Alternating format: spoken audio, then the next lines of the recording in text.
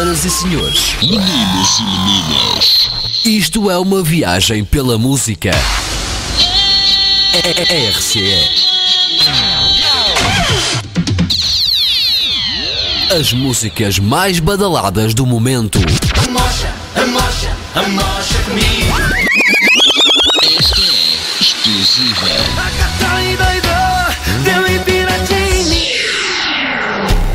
Agora vem aí a música. Tens alguma batida para mim? 5, 4, 3, 2, 1, 0. O programa vai começar. RCE. O conteúdo de qualquer programa apresentado na Rádio Clube Imigrante é da inteira e exclusiva responsabilidade do seu autor ou locutor. Olá, muito boa noite, caros ouvintes que estão sintonizados nesta hora com a Rádio Clube Imigrante. São então 20 horas e 32 minutos aqui na Suíça, menos uma hora em Portugal, e vamos dar então início ao primeiro programa que tem por nome Política e Politiquices.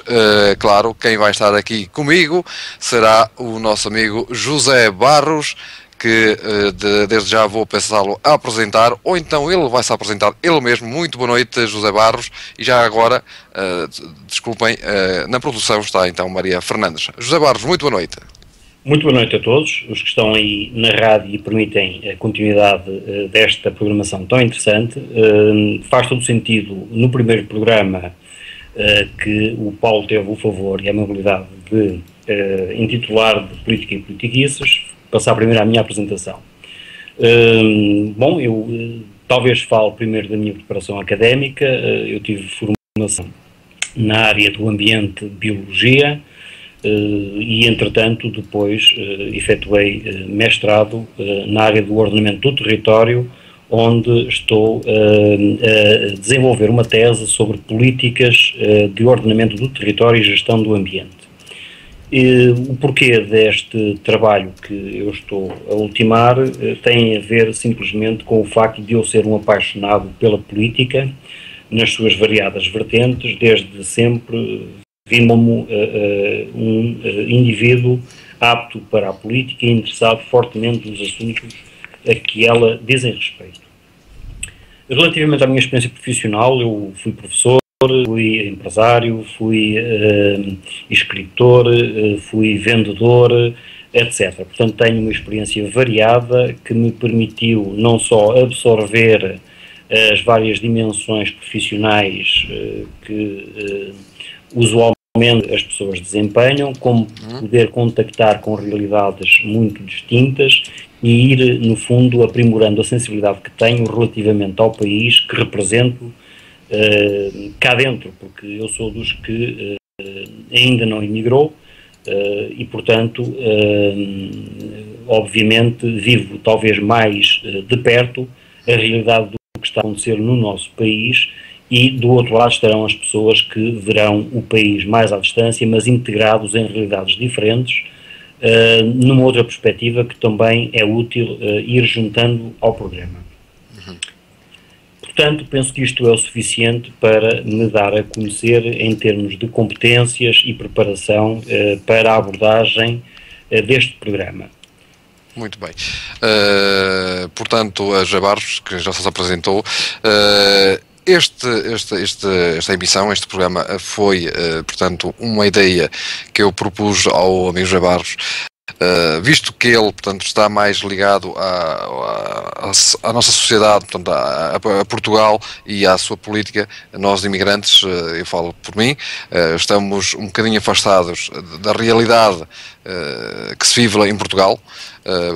Por isso é que é bom para todos os imigrantes que esta rádio, portanto, tem como ouvintes, não só para os imigrantes, também para os portugueses, claro, mas nós visamos mais os imigrantes como nós, porque este foi um projeto criado, portanto, e definido dessa maneira, para eles saberem um bocadinho aquilo que se passa politicamente correto no nosso país, portanto, aquilo que se passa, porque quer localmente, quer a nível nacional, para termos um bocadinho, sabermos mais um bocadinho o que se passa hoje em dia, não é assim, Jabaros? Exatamente, pronto. Pegando um bocadinho naquilo que o Paulo disse, que no fundo foi-me endereçado o convite para pormos de pé este programa. Claro. Eu, na altura, e até porque eu sou dos fortes opositores ao modo como tradicionalmente se faz política no nosso país, mas também nos outros países, e portanto faço sempre o confronto entre aquilo que eu entendo que é a política dura e pura, aquela que é desempenhada por homens de grande intelecto e por verdadeiros estadistas, e a politiquice que é desempenhada por pessoas que têm variadas competências relacionadas com o negócio, com o comércio e pouco com a política, e portanto são esses que no fundo nos governam atualmente e são motivo de escárnio e maldizer da população em geral.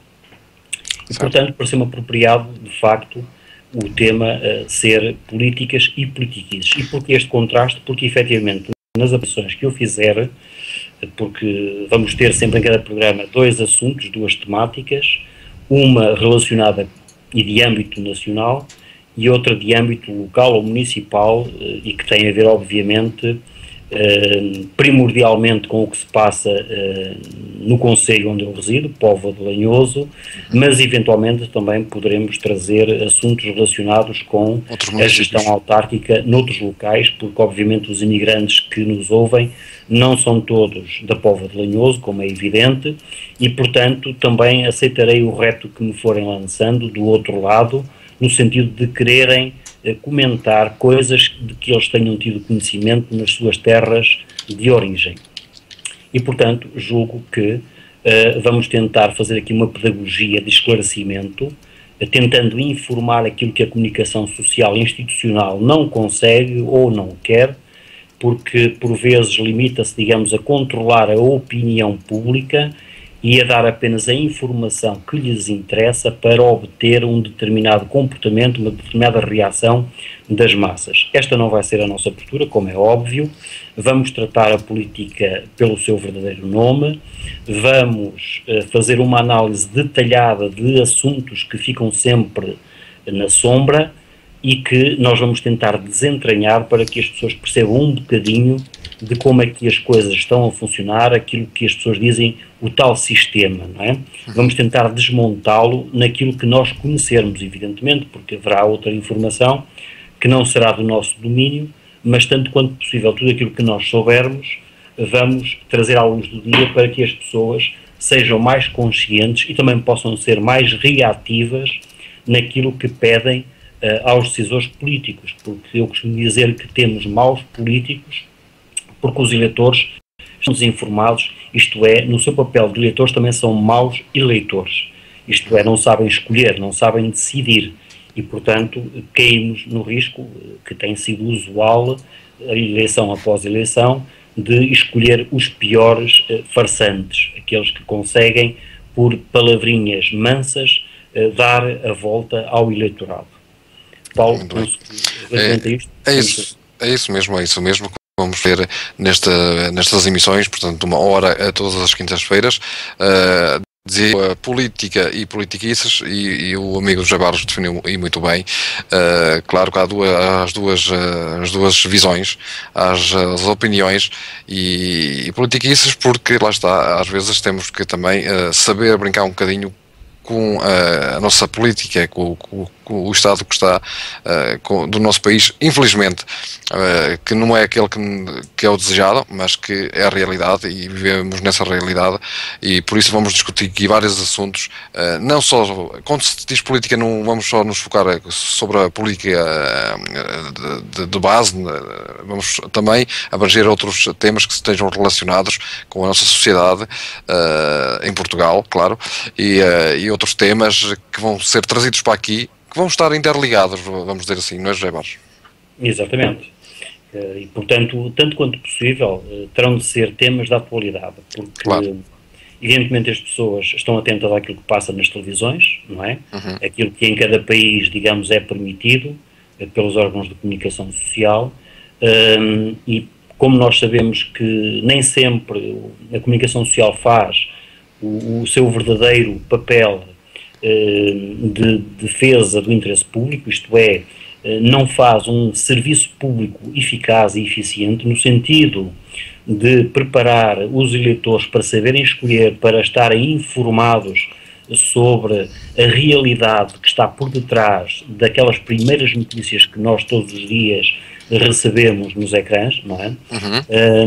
Penso que daremos o contributo no sentido de, a pouco e pouco, as pessoas abrirem os olhos, como se costuma dizer, porque eu, se for a um espetáculo, só vejo aquilo que estiver a passar no palco, e muitas vezes não vejo tudo o que se passa por trás do palco, e muitas vezes o que se passa por trás do palco é que é, digamos, a engrenagem essencial do sistema que monta o espetáculo, e evidentemente nesta curta vida que todos nós temos, muitos nascem e morrem sem se aperceberem de como é que o sistema está montado de tal maneira que só há um poder efetivo. Não é? Está blindado, não é?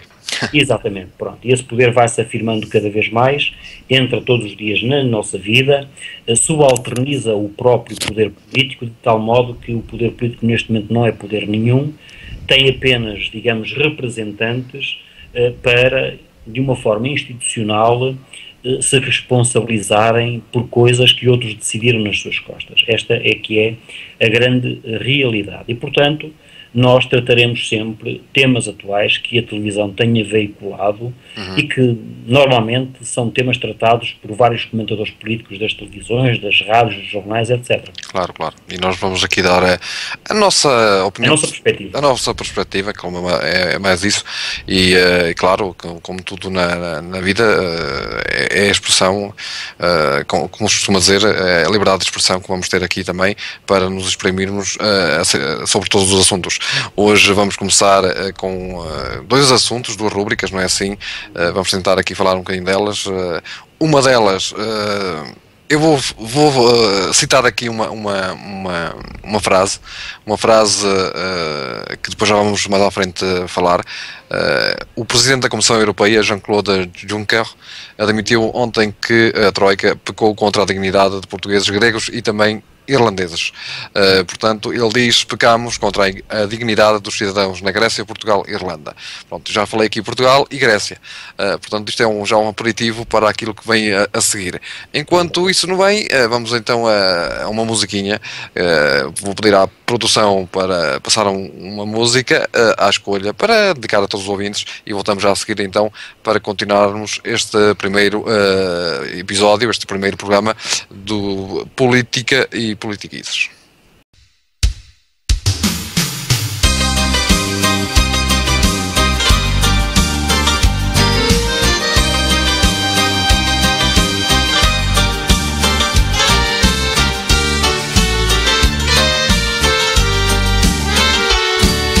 Trazes no olhar uma canção por inventar, e na tua boca esse beijo prometido. Eu trago no peito a loucura de te amar e desnudar esse teu corpo apetecido. Trago-te uma rosa que irás guardar. Trago-te uma rosa para recordar que o nosso amor é a razão do verbo amar. Trago-te uma rosa que irás guardar. Trago-te uma rosa para recordar que o nosso amor é a razão do verbo amar.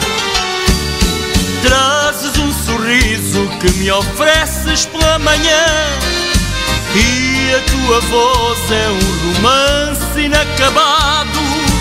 Eu trago-te um beijo e uma flor com muito amor, para que saibas que estarei sempre a teu lado.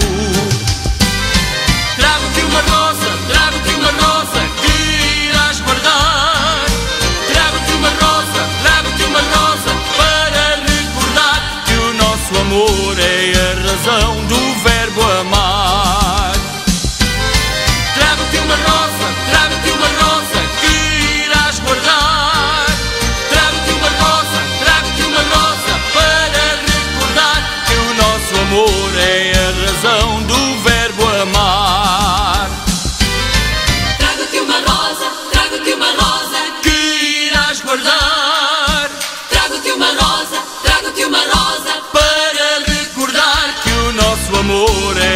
razão do verbo amar.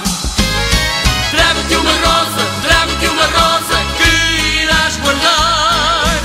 Trago-te uma rosa para recordar que o nosso amor é a razão do verbo amar.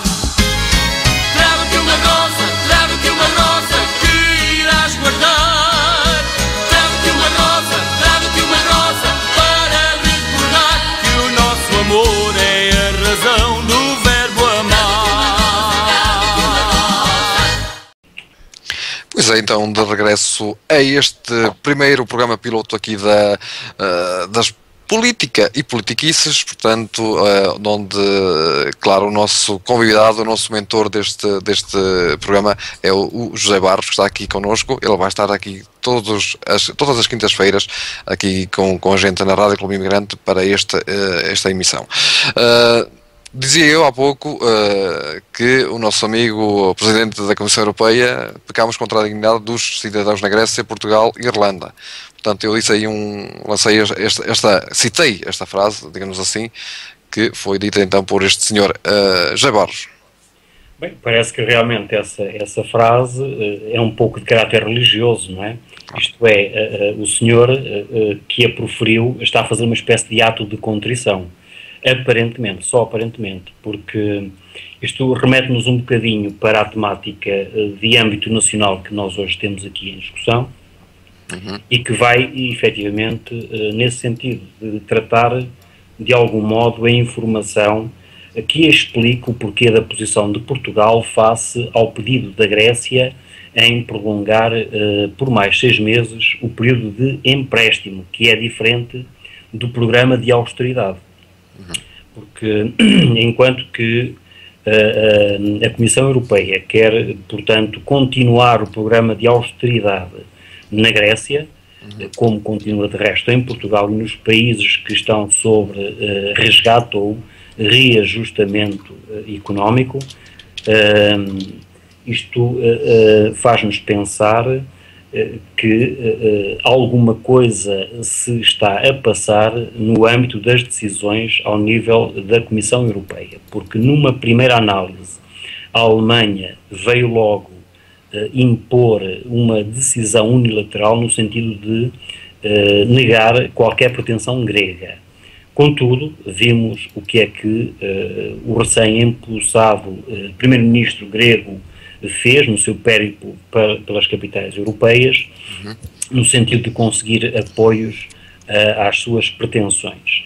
Ora, este tema da austeridade, dos resgates, dos financiamentos, da Troika, etc., leva-nos aqui para a essência do problema. E a essência do problema, mais uma vez, é pura e simplesmente de caráter económico.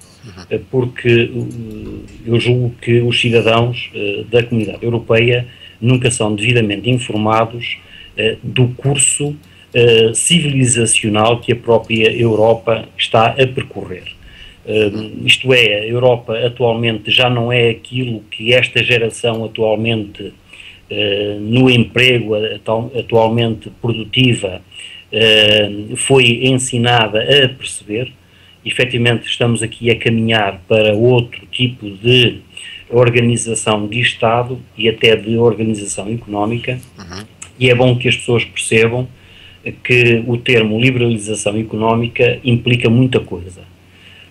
E, portanto, eu antes de tratar do ponto de vista filosófico daquilo que tem sido o esforço grego para conseguir suavizar a austeridade e recuperar socialmente o país, eu queria mostrar às pessoas a engrenagem que está por detrás. Pois é isso mesmo, como está a funcionar e o porquê da Grécia, portanto, andar assim de um lado para o outro.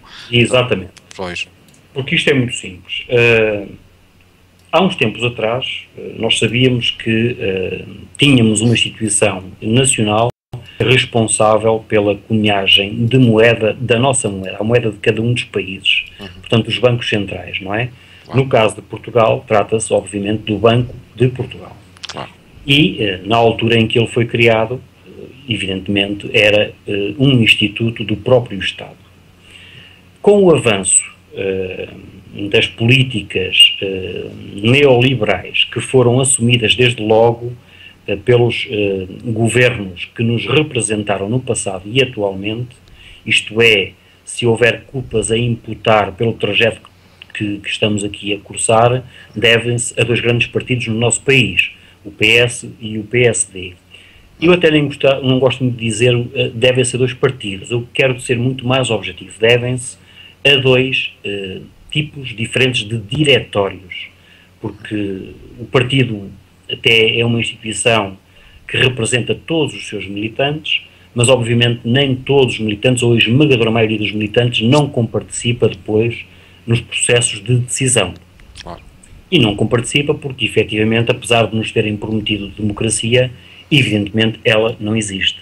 O que existe é uma espécie de carta branca ou de cheque em branco que, claro, de vez em quando, nós passamos a um grupo qualquer que se candidata para governar localmente uma Câmara ou governar regionalmente uma dada região de um país ou governar esse país por inteiro. E depois, obviamente, esse grupo, após ter legitimado a posse do poder, a posse do governo, faz o que muito bem quer e lhe apetece, e não há forma de lhes pedir contas ou de travar as ações que eles desenvolvem. E este é que é, malogradamente, o nosso problema maior nos tempos que correm, porque há uma série de coisas que estão a acontecer que nós não controlamos de facto. E por isso sentimos cada vez mais defraudados e a maior parte, como estamos aí a observar, acaba por se divorciar do próprio sistema, isto é, deixam de votar, abstêm-se, outros fazem umas graçolas. Vê-se nas eleições, não é? Que exatamente, começa a haver mais abstenção que praticamente aqueles que votam.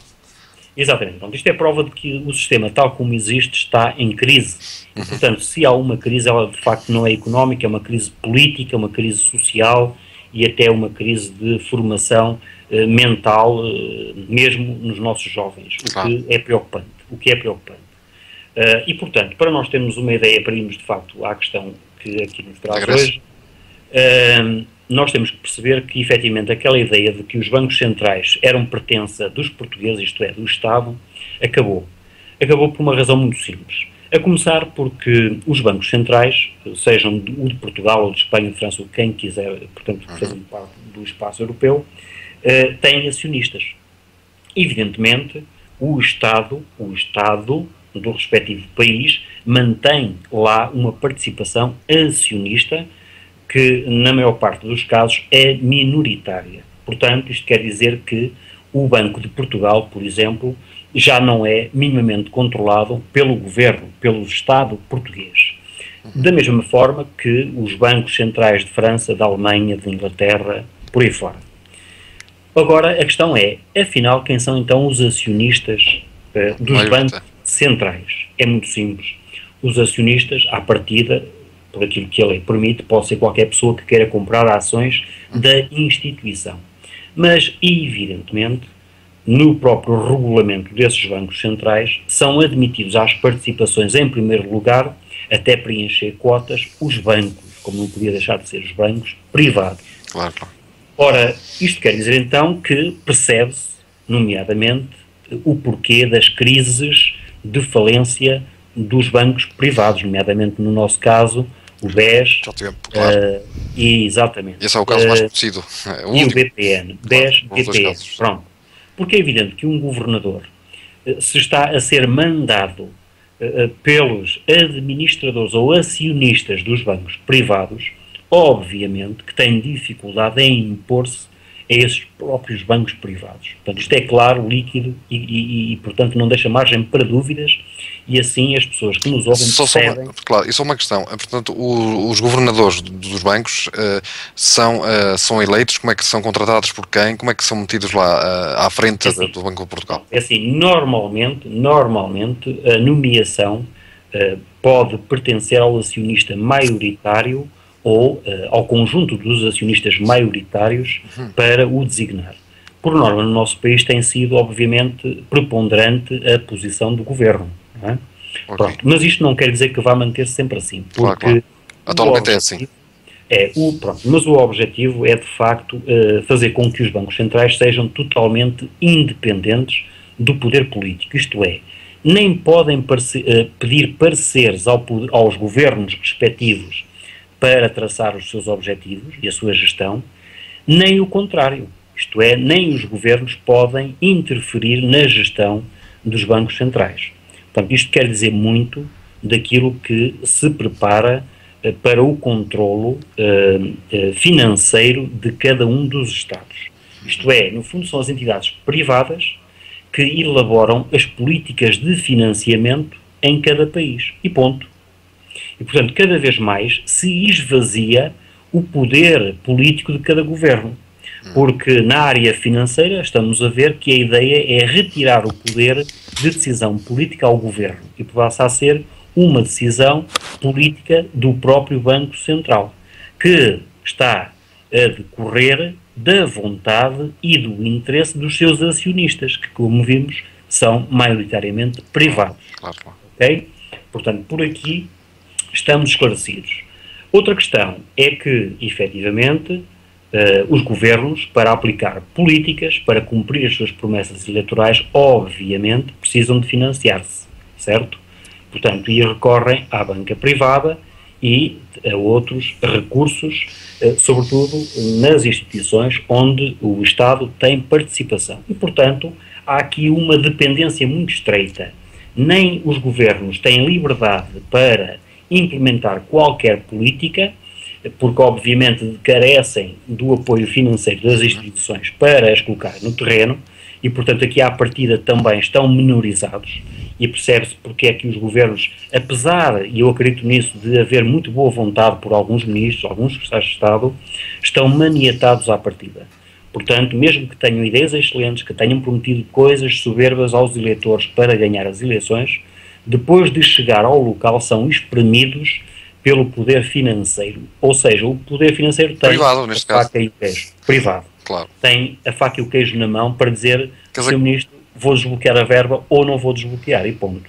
Muito bom, portanto, para as pessoas perceberem que às vezes, muitas vezes, não é o Estado, não é o Governo, mas sim quem manda lá são os acionistas maioritários, é que eu tenho mais poder dentro, não é? Nem mais, pronto, isto leva-nos logo a uma conclusão primordial, é que efetivamente a governação está entregue aos interesses financeiros privados, e ponto.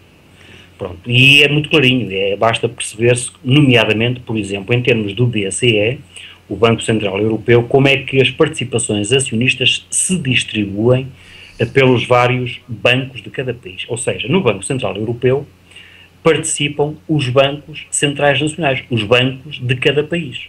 Ou seja, o nosso Banco de Portugal tem uma participação acionista no BCE, como tem também o Banco Central da Alemanha, da França, da Espanha, por aí fora. E eu vou só aqui passar alguns números para nós termos uma ideia da dimensão da nossa participação nos encargos do BCE, ou seja, quando temos de emprestar dinheiro a alguém, qual é a nossa quota-parte nesse empréstimo, não é? Claro, claro. E quando se recebe lucros, também, obviamente, qual é a nossa quota-parte de ganhos. Claro, claro. É evidente que o processo de austeridade não é nem mais nem menos do que um estratagema para criar liquidez no BCE. Porque o BCE, como todos nós sabemos, à imagem da Comunidade Europeia, é um organismo jovem e, portanto, precisa de financiar-se, precisa de criar substrato, liquidez. E, portanto, obviamente, a austeridade foi um argumento muito válido que qualquer pessoa ingenuamente, entre aspas, comeu, no sentido de que esta instituição seja cada vez mais forte. E, evidentemente, os mentores desta estratégia foram, obviamente, os alemães, por uma razão muito simples. A Alemanha é o que detém maior participação acionista no BCE. Para terem uma ideia, Portugal participa em 2%, tem 2% de ações do BCE, enquanto que os outros países, que são os que têm a maior fatia do bolo, isto é, os que têm a ganhar com a austeridade, como a Alemanha tem 23% de ações, a França tem 17%, a Itália tem 15%, a Inglaterra tem 16%, e a Espanha tem 9%. E eu falo só destes porque estes, efetivamente, são os que ganham com a austeridade. Porque, obviamente, são os que têm maiores cotas acionistas e, portanto, são os que têm maior interesse em emprestar a juros altos, que são juros escandalosos, portanto, um negócio muito rentável. Eu só tenho aqui uma questão, portanto, quando o José Barros diz que têm que emprestar, se eles têm uma cota muito maior que a portuguesa, neste caso 2%, enquanto, portanto, a França ou a Inglaterra têm 16% e a 23%, quando chega a altura de emprestar, eles também são eles que emprestam mais, ou têm que emprestar mais, uma vez que eles são, né, que têm mais cota, ou então, portanto, eles emprestam, o empréstimo é repartido por todos em igual?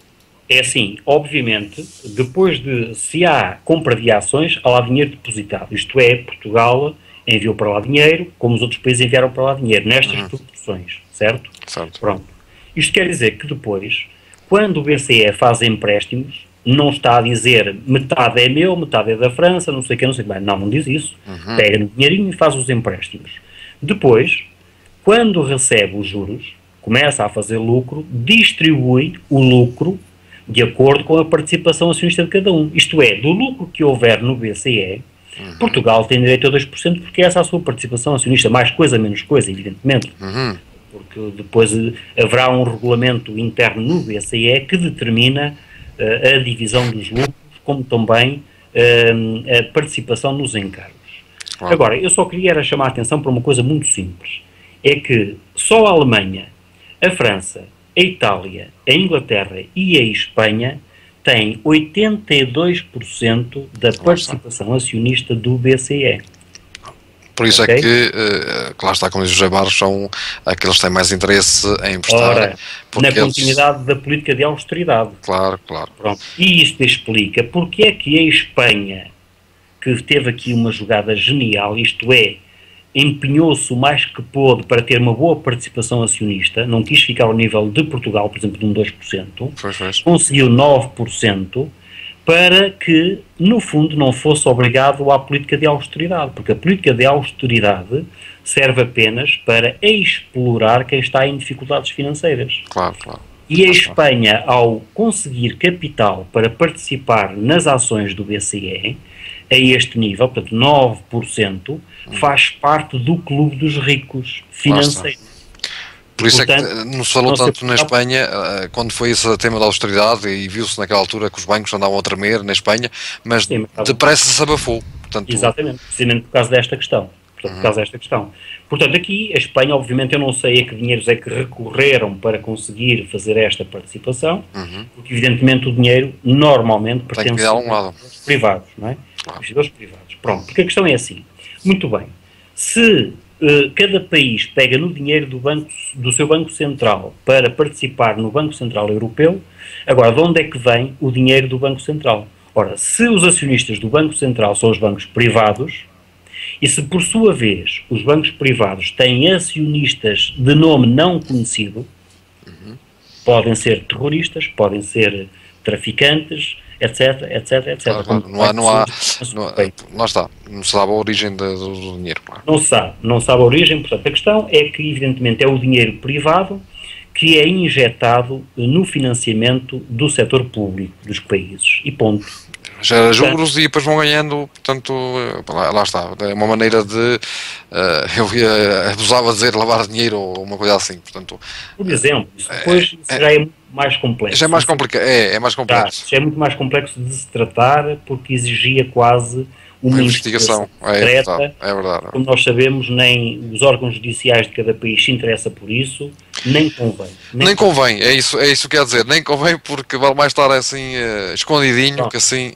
Pronto, exatamente. E porque nós só estamos a perceber o funcionamento o rumo que a Europa levou e a que é que nos obrigou, o que é que nós perdemos, para que as pessoas saibam em concreto o que é que temos neste momento, não é?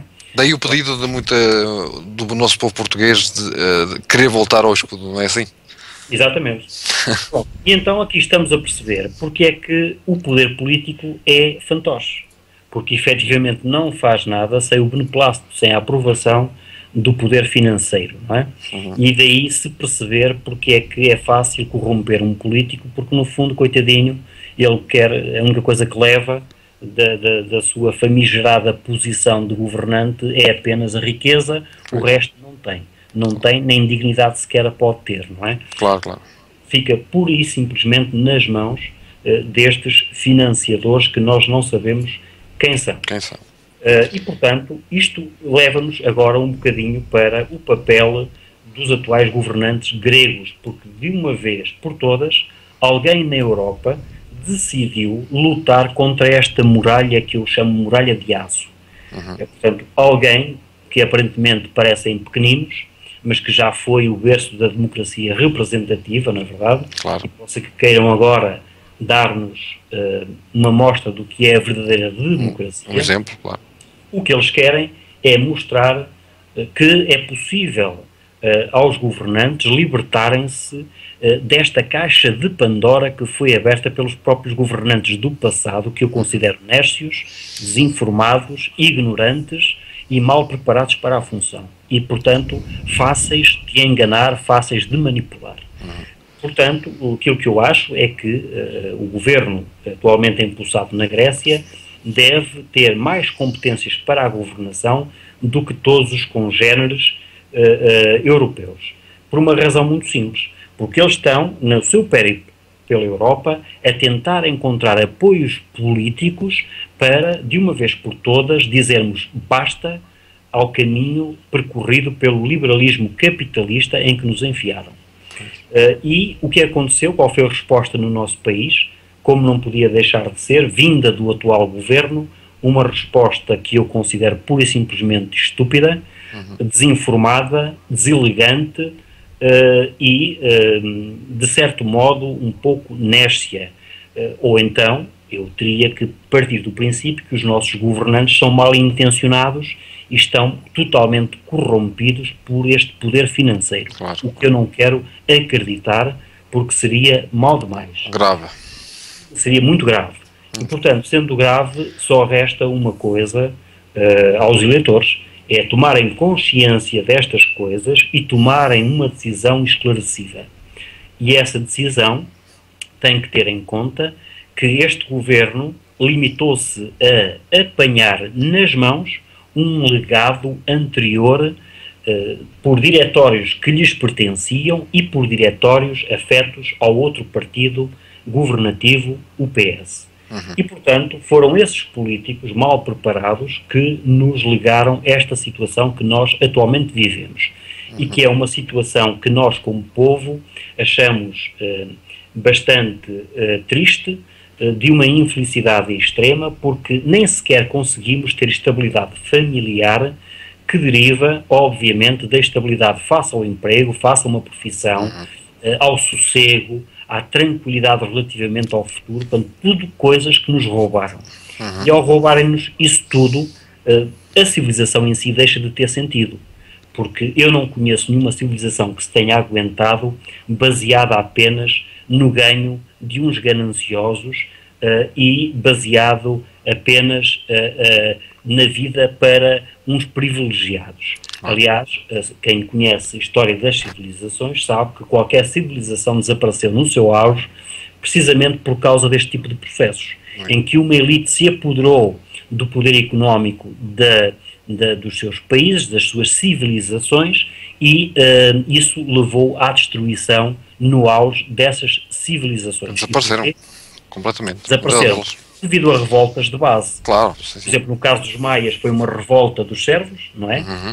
As pessoas que eles todos os dias sacrificavam no alto das pirâmides, por exemplo, e que sobrecarregavam com impostos, miséria, fome, e, portanto, quando se retira a perspectiva de futuro às pessoas que trabalham, às pessoas que mantêm isto de pé, obviamente a civilização desaparece. Vamos, e, portanto, eu só podia aqui, acaba o seu raciocínio e depois vamos então fazer aqui um pequeno intervalo para uma música e voltamos já a seguir. Mas acaba o seu raciocínio, José Barros. Pronto, o que eu estava aqui a dizer é que o meu desafio ao poder financeiro, que também obviamente nos está a ouvir, é que sejam um bocadinho mais bem preparados também, porque só percebem de finança e são autistas. não conseguem perceber o porquê de uma boa gestão da sociedade. A sociedade não se gera com números, a sociedade gera-se com política. E, portanto, o desafio que eu lanço ao poder financeiro é: deixem a política para os políticos, para quem tem competências na matéria e tem uma visão abrangente do funcionamento da sociedade e sabe o que dar à população para que ela mantenha esperança no futuro e esteja motivada para participar no esforço que os políticos dizem querer empreender por nossa vez. Muito bem, então vamos à música e voltamos já a seguir aqui nesta primeira emissão Política e Politiquices.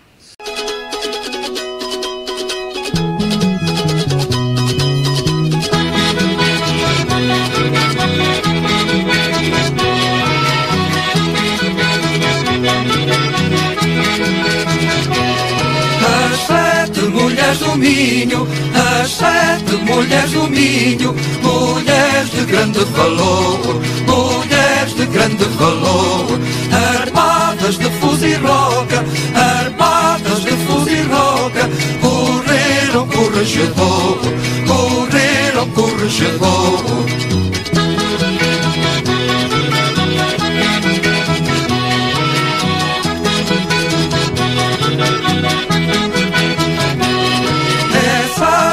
Lá do Minho, essa mulher lá do Minho, que da foice fez espada, que da foice fez espada, há de ter na luz a história, há de ter na luz a história, uma página doirada, uma página doirada.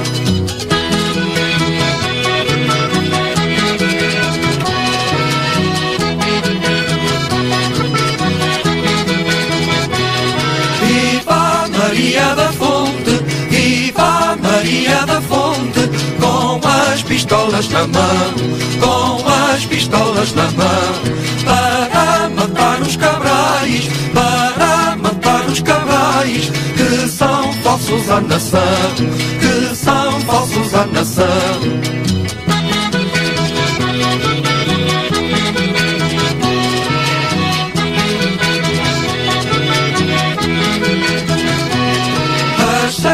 Mulheres do Minho, as 7 mulheres do Minho, mulheres de grande valor, mulheres de grande valor, armadas de fuzil e roca, armadas de fuzil e roca, correram com o regedor, correram com o regedor.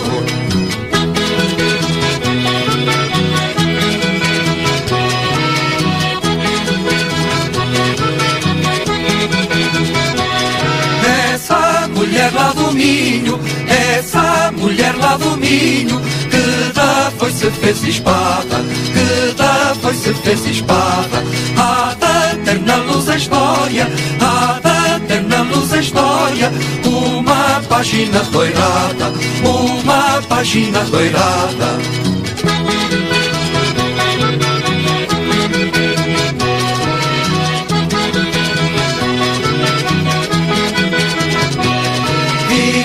Maria da Fonte, viva Maria da Fonte, com as pistolas na mão, com as pistolas na mão, para matar os cabrais, para matar os cabrais, que são falsos à nação, que são falsos à nação.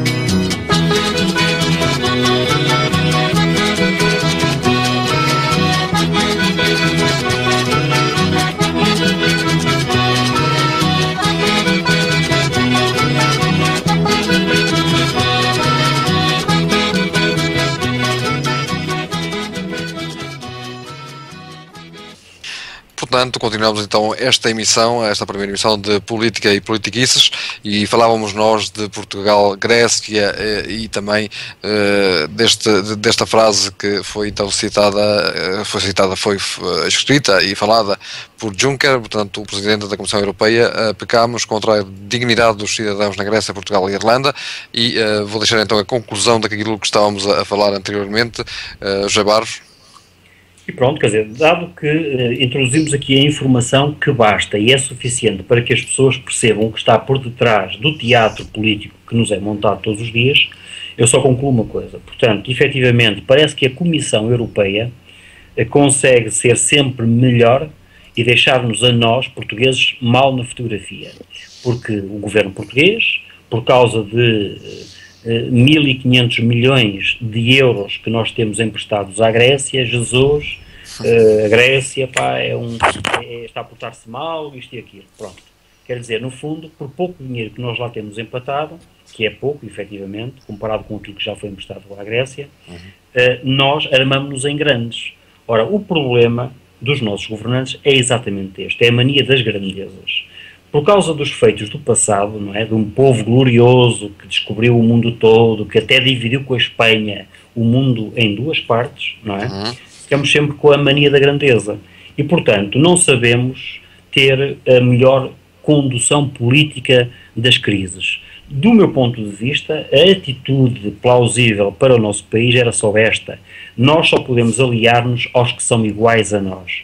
Porque se nos aliarmos aos que são diferentes de nós, corremos o risco de ser usados contra quem os afronta. E, portanto, enfraquecemos sempre os mais fracos. Ora, se Portugal tivesse aceito o desafio da Grécia, no sentido de construir uma plataforma comum que vincasse a sua posição junto da Comissão Europeia, não haveria necessidade de Juncker vir agora fazer um ato de contrição, deixando mal o nosso Primeiro-Ministro. Ora, aparentemente, parece-me que é apenas um sinal político da Comissão Europeia estar a dizer, por nós, até é bem-vinda a atitude da Grécia, é o que eles estão a dizer. Mas, por aquilo que eu já expliquei para trás, estão condicionados fortemente ao poder acionista que controla o próprio BCE, ok? Portanto, acho que são declarações inócuas, como todas as declarações que os políticos fazem hoje em dia, porque já perderam o poder que antigamente era entregue aos chamados ditadores. Pronto.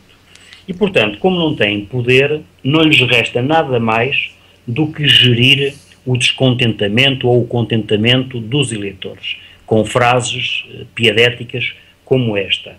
Porque, evidentemente, que a negociação a fazer vai ser sempre entre o Ministro das Finanças grego e a vontade dos acionistas do BCE, usando como pombo correio a Comissão Europeia. Ou seja, a Comissão Europeia não é mais do que um pau mandado, um pombo correio. Isto é, como se a Grécia falasse uma língua, e de facto fala, e os acionistas falassem uma língua de Marte ou de Júpiter ou coisa do género. E depois a Comissão Europeia faz a tradução. Exatamente, eles fazem a tradução. Ou seja, olha, eles dizem que não, eles não dizem, eles dizem, não, nós achamos que não sei o que mais. Ou seja, falam sempre na primeira pessoa, porque fica sempre bem no discurso, aparentemente dar a ideia que nós é que temos o poder, não é? E a autoridade. Aliás, isto acontece muito nos vários grupos sociais, mesmo até nas famílias, muitas vezes isso acontece. Mas pronto, é humano. E, portanto, aquilo que nós devíamos ter feito e não o fizemos mais uma vez, e perdemos, aí é que perdemos imenso dinheiro, porque se tivéssemos logo à partida aliado à intenção da Grécia, nomeadamente, e sabe-se que também a Irlanda estaria pelos ajustes, e outros países que no fundo foram vítimas do plano de austeridade, hoje em dia outro galo falaria. Porquê? Porque há uma coisa que os políticos desconhecem, é que o poder não está do lado de quem tem o dinheiro para financiar. O poder está do lado de quem paga. E, portanto, quem está a pagar a austeridade, que eu saiba, são os cidadãos, são os contribuintes. E, portanto, se todos os contribuintes se unirem nos seus Estados-membros, eu quero ver que poder é que têm os acionistas. E, portanto, é esta ideia que tem de ficar para o futuro, para que a democracia efetiva um dia triunfe. E, portanto, posto isto, penso, Paulo, que já podemos passar então agora às questões relacionadas com a política local. É verdade, então parece que trazemos então a política local. Hoje trazemos aí uma notícia, né? Portanto, uma notícia desta que vem do seu município, que está relacionada com as taxas de água, lixo e saneamento, não é assim, José? Exatamente, pronto. Eu escolhi esta notícia porque é evidente que ela foi descarregada nas nossas caixas de correio, aqui na Póvoa de Lanhoso, mas julgo que isto é um fenómeno que está a acontecer a nível nacional. E as tarifas não são apenas as dos serviços básicos de sobrevivência, como seja a água, o saneamento, por aí fora, como também tarifas associadas aos serviços de comunicações e outros. Houveram aumentos exagerados, em alguns casos ultrapassaram os 10%. Eu não sei, temos um Instituto de Defesa do Consumidor do Estado, não estou a falar da DECO, a DECO é privada, estou a falar de um órgão público que tem a missão de fiscalizar questões que afetem os consumidores. E, portanto, esta aqui é forte demais para que um instituto que está a ser pago por todos nós não reaja a nada, não exista e não se perceba o que é que faz. Ficando no cantinho. Eu vou passar aqui a ler a notícia em traços gerais, só para termos uma ideia de como é que os políticos vão tentando gerir o descontentamento, ou seja, fazem um discurso político, porque aquilo que eu recebi na minha caixa do correio não é nada mais, nada menos que um discurso político, ou seja, começa por informar os cidadãos que, de acordo com a Lei das Finanças Locais, e portanto nós sabemos que a Lei das Finanças Locais estipula uma coisa muito sagrada, que é, tem de haver equilíbrio orçamental nos municípios de acordo, claro. Ou seja, gastem menos, nomeadamente em papéis que não nos trazem nada de novo, nem que não nos informam sobre nada de concreto, não é? Portanto, de acordo com essa Lei das Finanças Locais, obviamente os senhores executivos municipais têm que ter muito mais cuidado na forma como gastam o dinheiro e na forma como contratam serviços. E aqui, serviços, nomeadamente de abastecimento de água, de saneamento, de reciclagem de resíduos, por aí fora, não é? Ora bem, isto vai nos levar logo a duas grandes instituições que servem aqui o Conselho, uma a Braval e outra a Águas do Noroeste. A Braval trata dos resíduos e a Águas do Noroeste do abastecimento e tratamento de águas. Ora bem, que eu saiba, quem contratou a Águas do Noroeste, ou quem tomou a decisão de aderir a este sistema de abastecimento de águas públicas, foi este executivo. Enquanto que o imbróglio com a Braval foi decidido com executivos anteriores, nomeadamente do PS. E, portanto, é aí que nós vemos que, venham de um partido ou venham de outro, as pessoas estão preparadas da mesma forma para eventualmente serem manipuladas por interesses mais altos económicos locais. Claro. Um associado à Braval e outro associado a Águas do Noroeste, que por acaso têm participações públicas, menos mal. Mas, como nós sabemos, o trajeto das participações públicas é sempre o mesmo, a pouco e pouco vão sendo minoritárias até que desaparecem, desde que o negócio role bem, que é o caso. E, portanto, o que falta saber do nosso ponto de vista de munícipes é que contratos é que estão feitos com a Braval e com a Águas do Noroeste. Sim, porque se nós elegemos executivos municipais, eles estão pagos pelos munícipes e, portanto, têm o dever de apresentar o relatório de contas e exercício à população.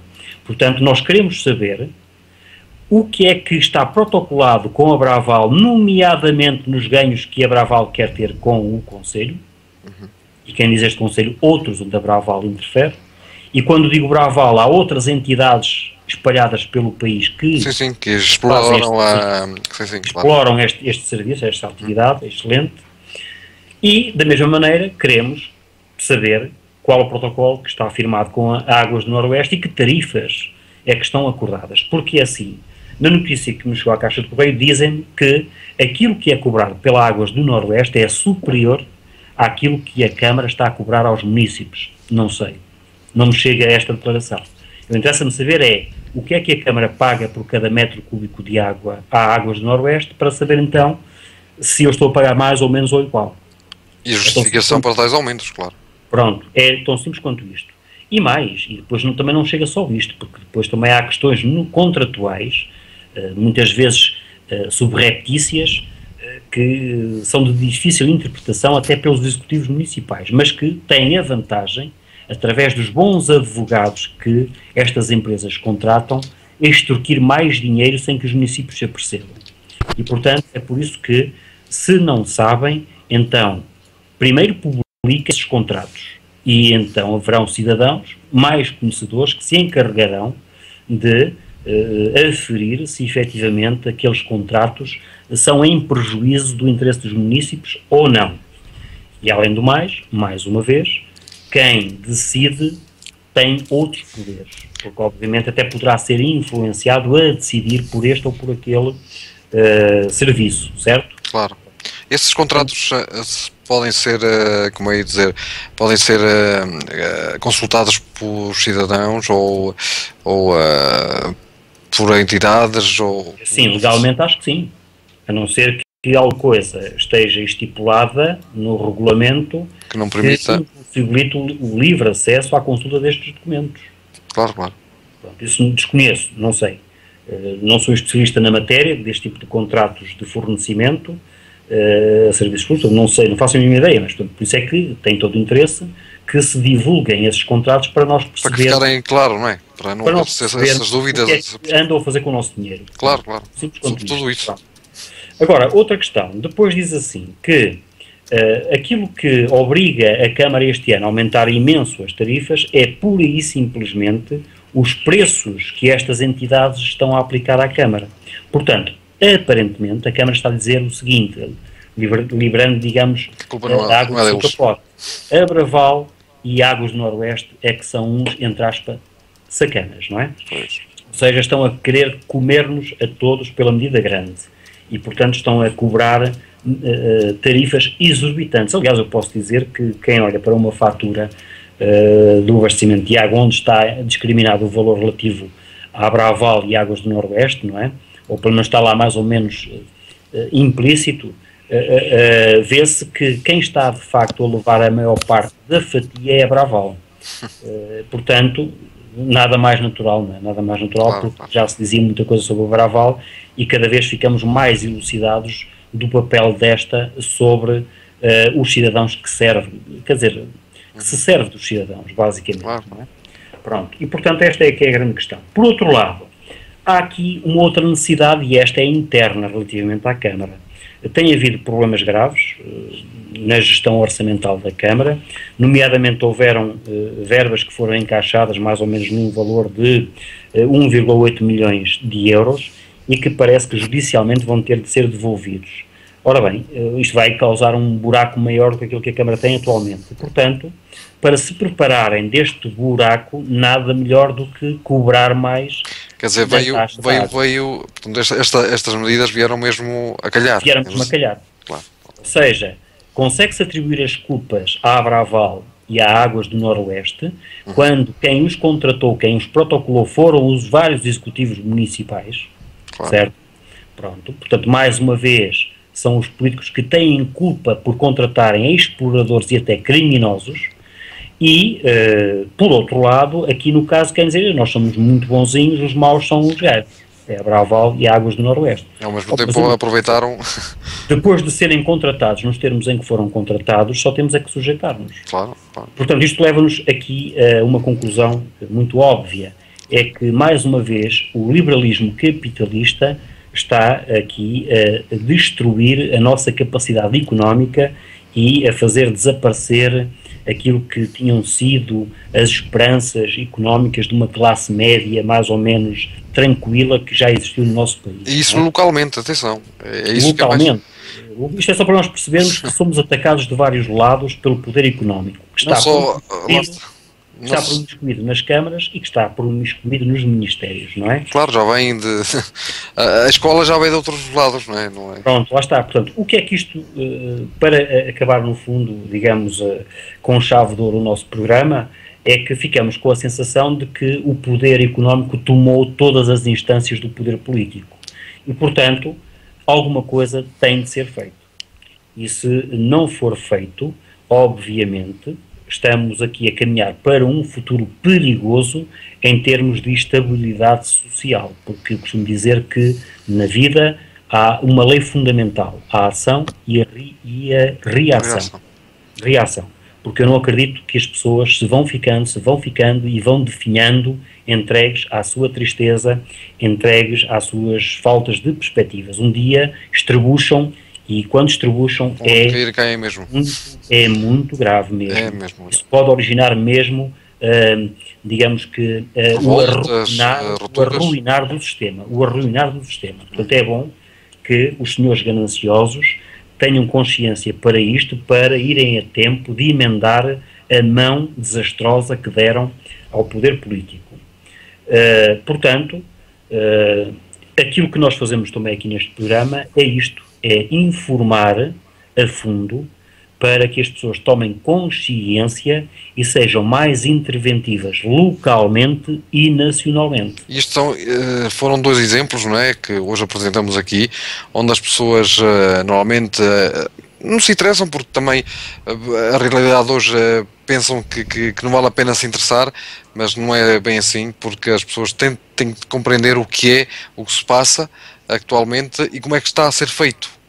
Portanto, é esta basicamente a mensagem que nós passamos aqui. Consciencializar, de facto. É isso mesmo, é pegar nos exemplos atuais e vir aqui, portanto, dar uma definição mais simples, porque nem todas as pessoas têm o mesmo, como é dizer, a mesma percepção, nem o mesmo conhecimento, né? E a gente está aqui para ajudar a perceber o que é que se passa realmente por detrás de certas notícias, de certas circunstâncias que se passam hoje no nosso mundo, no nosso país e sobretudo na Europa, onde nós estamos.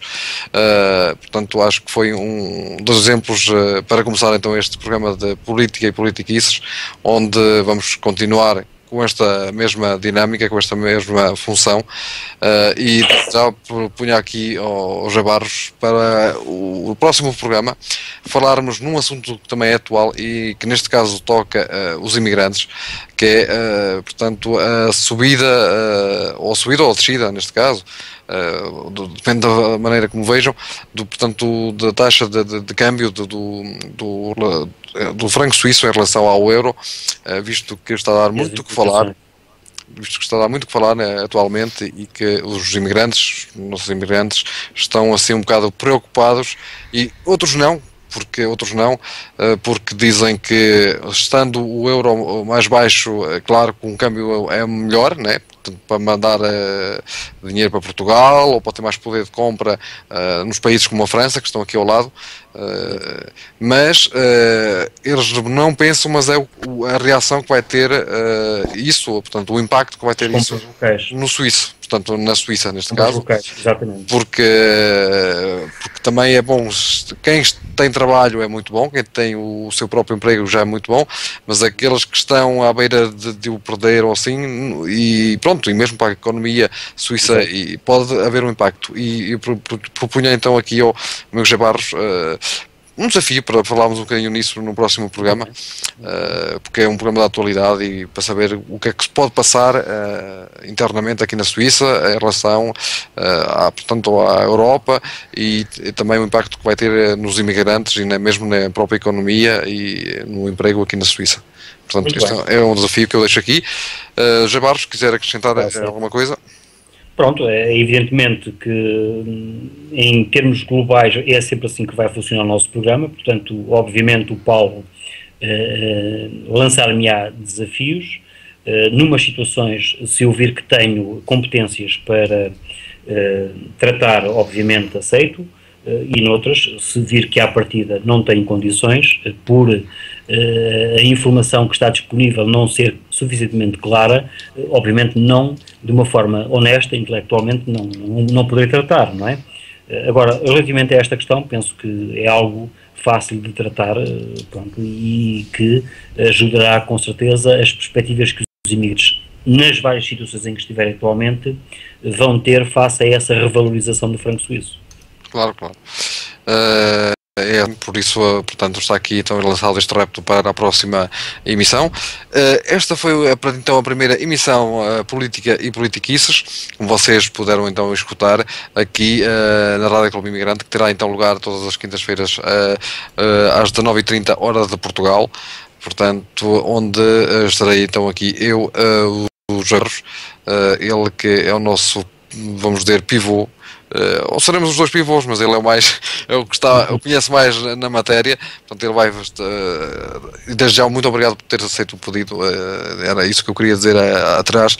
Muito obrigado por estar aqui connosco e de vir aqui então falar de outros assuntos, porque a Rádio não é só música, e a Rádio Clube Imigrante tem o prazer de apresentar vários conteúdos para os vários telespectadores, neste caso não são telespectadores, mas são ouvintes que têm diferentes gostos, claro, não podemos só falar de música. Portanto, Portugal também, nós temos a nossa sociedade que precisa de saber como está a passar a realidade neste momento na política, na economia e outros assuntos relacionados com a nossa realidade, digamos assim. Por isso, meus amigos, foi assim então esta primeira emissão. Muito obrigado desde já pela sua presença aí desse lado, e claro, nós voltamos para a próxima quinta-feira à mesma hora, 19h30, hora de Portugal, para o segundo episódio, o segundo programa de Política e Politiquices. Muito boa noite a todos, boa noite a José Barros, à produção também. Obrigado por estarem presentes. Muito bem, produção também, uma boa noite para a Maria Fernandes, que está então aqui na produção deste programa, e então tenham uma ótima quinta-feira, e claro, o fim de semana está aí à porta, aproveitem e ouçam a Rádio Clube Imigrante.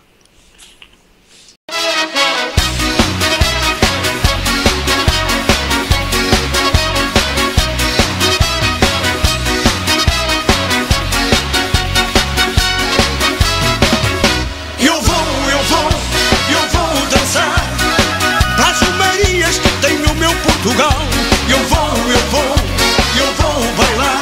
Meu amor, anda comigo, porque não há nada igual.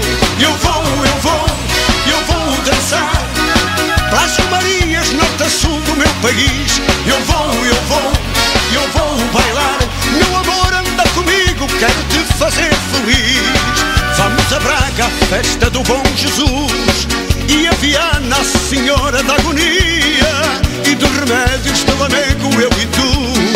Vamos ao Porto, no São João, que alegria. Depois à Pena, Vila Real, céu azul, e a Senhora do Socorro no outro dia. Eu vou dançar para as Marias que tem o meu Portugal. Eu vou bailar. Meu amor, anda comigo, porque não há nada igual. Eu vou dançar para as Marias, norte a sul do meu país. Eu vou bailar. Meu amor, anda comigo, quero te fazer feliz. Vamos juntinhos ao São Mateus de Viseu, Castelo Branco, a Senhora do Almotão. Depois descemos Santo Eufémia, tu e eu, Senhora do Monte Alentejo no verão. No Ribatejo estamos mais perto de Deus. Depois vamos a Lisboa, Santo António, pois então.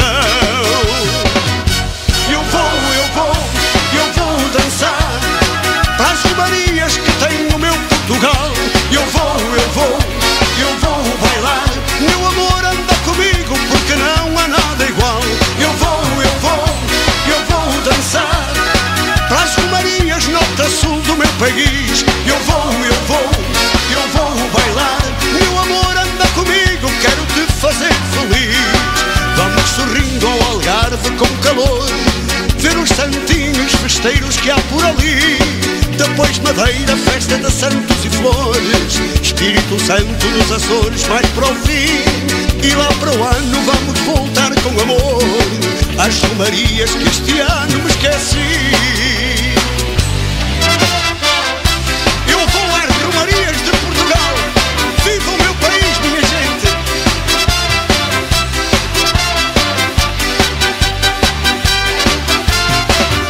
Eu vou dançar para as Romarias que tem o meu Portugal.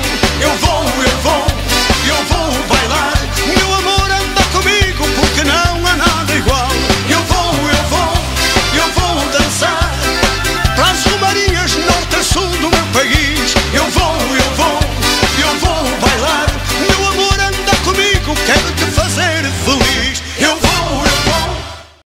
conteúdo de qualquer programa apresentado na Rádio Clube Imigrante é da inteira e exclusiva responsabilidade do seu autor ou locutor. Você acabou de ouvir a emissão de mais um locutor RCE. Passe um dia feliz e fique na companhia da Rádio Clube Imigrante no seu dia-a-dia.